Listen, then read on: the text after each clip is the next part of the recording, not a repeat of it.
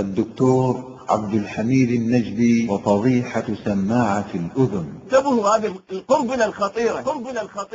قام المفتري عبد الحميد النجدي بوضع سماعة الأذن في حلقتين متتاليتين كي يستقبل الأوامر والتوجيهات من أسياده في قم والنجف، لكن شاء الله أن يفتضح حيث كشفه أبو منتصر البلوشي.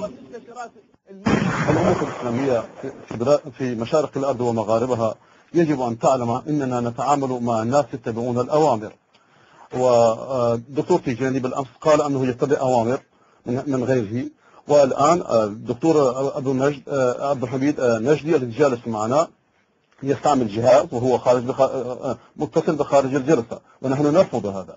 نحن نرفض أن يكون واحد من داخل الاستوديو متصل بخارج الجلسة. لماذا هذا الجهاز هو في أذنه؟ حتى ضحكاته يدار من خارج الاستوديو، حتى ضحكاته، حتى ردود الفعل. لا، على الشاهد نحن نرفض أن يكون في داخل الجلسة من يديره غيره.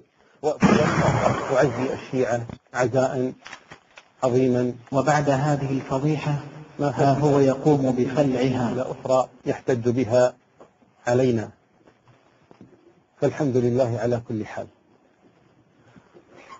هؤلاء علماؤكم، وهذه استدلالاتهم، وهذه أطروحاتهم. كيف يحدث هذا الشيء؟ أيضا نشكر الأخ النجدي على سماعة الهاتف الموصلة مع أسياده في قم، ونشكر له شكرا كثيرا على الاتضاح والتدريس.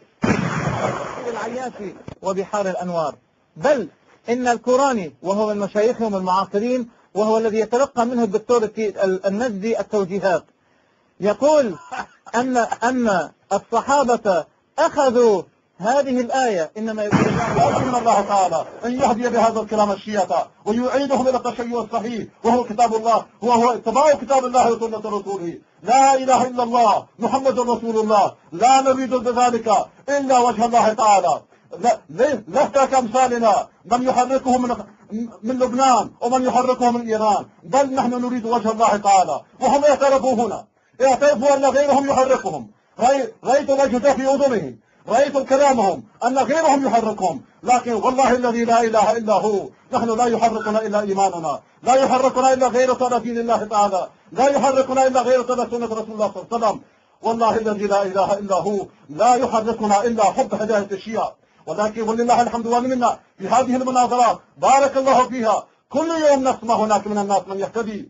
على كل حال أنا أناشد الشيعة بالله عليكم يوم القيامة ما أحد ينقذكم، لا الإمام ينقذكم ولا الغني ينقذكم، كلنا نحاسب لوحدنا، كلنا نحاسب لوحدنا. الله في دينكم لا تسلموا عقولكم لمشايخكم، لا تسلموا قلوبكم لمشايخكم، إنما إن السمع والبصر والفؤاد كل أولئك كان عنه مسؤولا.